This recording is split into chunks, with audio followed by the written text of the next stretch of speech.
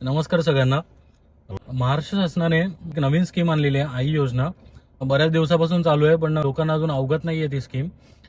जशी अण्णासाहेब पाटील आर्थिक महामंडळाने जी स्कीम आणली होती त्याचे एलओआय सध्या काही कारणास्तव बंद आहे, त्यामुळे आई योजना स्कीम ही चालू आहे.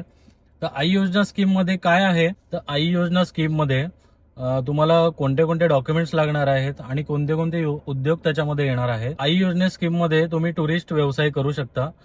टुरिस्ट मध्ये तुम्हाला साधारण एक 15 लाखापर्यंत व्याज परतावा मिळतो. 15 लाखामध्ये तुम्हाला साधारण वॅगनर येऊ शकते, डिझायर येऊ शकते, अर्टिगा येऊ शकते, कियाची कॅरेन्स येऊ शकते, इनोवा क्रिस्टा सुद्धा येऊ शकते टी परमिट.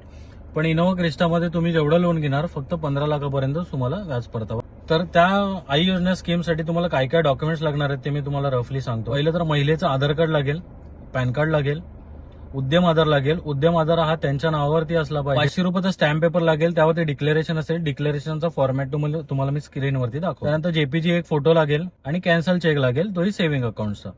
अधिक माहितीसाठी तुम्ही आपल्या कंपनीचा व्हील्स कार्डचा नंबर मी इथे तुम्हाला देतो. त्या व्हील्स कार्डच्या नंबरवरती तुम्ही मला संपर्क करू शकता. तुम्हाला अधिक माहिती त्यावरती देईल. धन्यवाद.